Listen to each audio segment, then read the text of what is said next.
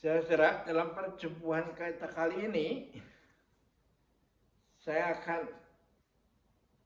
menguraikan suatu versi yang lain daripada Tai Chi, kelahiran ilmu Tai Chi. Ya. Yang agak berbeda dengan yang biasa diceritakan, toh? Tapi ini kaitannya dengan hubungan kemasyarakatan. Ya, Alkisah ada dua orang pemuda yang sahabat kental, ya. Dan sahabat kental itu melihat bahwa pemerintahan saat itu yang menjajah dia itu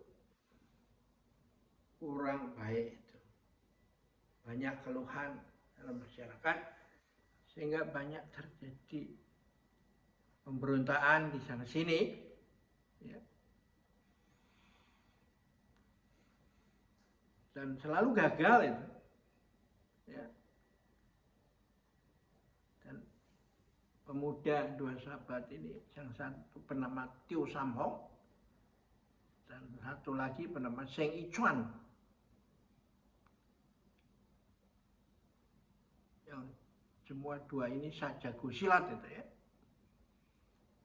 Lalu dia memutuskan untuk terlibat itu, nggak bisa diam aja. Dan akhirnya membantu dalam suatu pergerakan dan akhirnya berhasil menjatuhkan dinasti itu yang sebelumnya, dan membuat dinasti yang baru.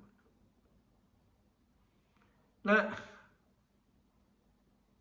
sukses ini ditanggapi berbeda oleh Tiu Sam Hong dan Seng Ichuan itu.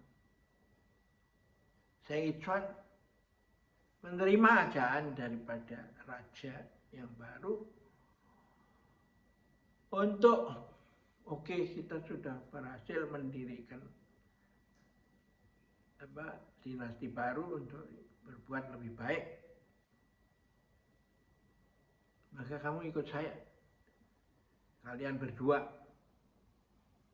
untuk membantu saya membangun negeri. Nah, apa yang terjadi? Seng Ichuan ikut, tapi Tiu Sam Hong bilang, enggak, saya nggak mau, saya masih mau terus mencari ilmu, karena dalam hidup ini kita harus terus belajar dan tidak pernah boleh berhenti. Nah, akhirnya semua berjalan baik, dan ketika kerajaan itu terus tumbuh dan anak-anaknya mulai besar, anak-anak raja, ya, lalu mulai timbul masalah, ya.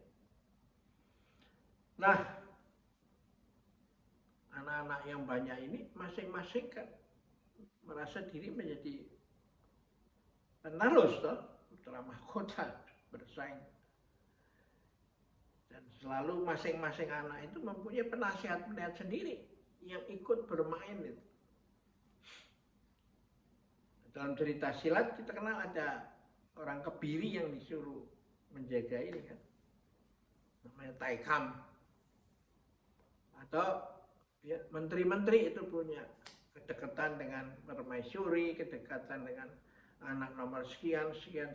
Mereka itu saling bersaing dan saling intrik itu untuk mendapatkan kepercayaan dari raja dan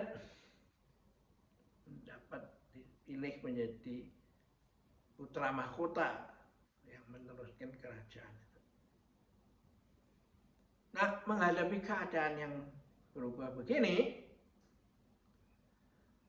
maka Jenderal Seng itu selalu ikut mendamaikan terus. Tapi karena intriknya itu semakin tingkat tinggi, akhirnya dia kewalahan itu. Dan pada saat kewalahan dia mengundang sahabatnya Tio Samhong untuk membantu dia. Dan Tio Samhong datang dan dia ikut membantunya. Dan semua selesai urusan. Tapi ketika diajak, udah Yudi ini aja bantu saya ini. Saya kewalahan itu ngadepin persaingan antara pangeran dan penasehat-penasehatnya kan. Nah enggak, saya masih terus mau belajar. Nah sampai keadaan pada sesuatu yang sangat kritis, sehingga akhirnya raja sendiri menyaksikan kesetiaan daripada Zheng Yichuan. Apakah dia benar-benar setia? Kagak ini. Dan akhirnya terjadi satu episode yang menarik itu. Satu hari Zheng Yichuan dikirimin bebek, masakan bebek. Dan Zheng Yichuan tahu bahwa ini raja mau say goodbye lah.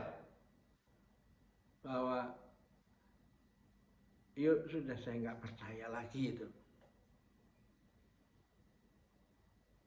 Nah apa yang terjadi? Zheng Yichuan tahu nih maksudnya itu.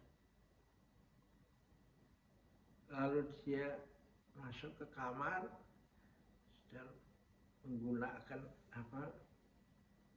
memakai seragam lengkapnya sebagai seorang jenderal yang tertinggi, dan lalu mengambil dupa, berdoa ke langit, ya. Dan akhirnya setelah selesai berdoa dia makan itu makanan yang disajikan oleh raja itu, bebek atau apa itu ya. Dan setelah itu dia mati itu. Nah itulah simbol dari konsep begitu ya di value yang ada di masyarakat Tionghoa ini, bahwa ketika Anda dipilih menjadi orang nomor satu sebagai pengawal dia, maka jalan itu, the way of orang yang dipilih itu tidak bisa lain itu kecuali setia sampai mati itu. Wah ini cerita ini menarik sekali toh. Nah, itulah memang ada suatu jalan satria itu yang juga terjadi di di cerita Mahabharata itu, ya toh. Tapi dalam versinya yang lain, atau Ramayana, ya, di mana ada adiknya Dasamuka itu yang bernama Kumbakarna itu yang mengatakan right or wrong my country. Dan adik perempuannya Sarpakanaka juga sama. Ya. Nah di dalam Mahabharata itu ada cerita tentang Arjuna. Ketika Arjuna harus ikut dalam perang Bharatayuda, maka Arjuna ragu-ragu, saya harus berperang dengan saudara-saudara saya, meskipun saya sudah dicurangi dan sesepuh saya itu. Nah, dia ragu itu. Nah, patungnya itu ada di dekat Monas itu tuh, patung kuda itu tuh. Nah, si kusirnya itu adalah Krishna itu, titisan dari Dewa Wisnu yang mempunyai pikiran hidup ini harus terus mengalir itu, berjalan itu. Jadi ada the way of warrior, jalan satria.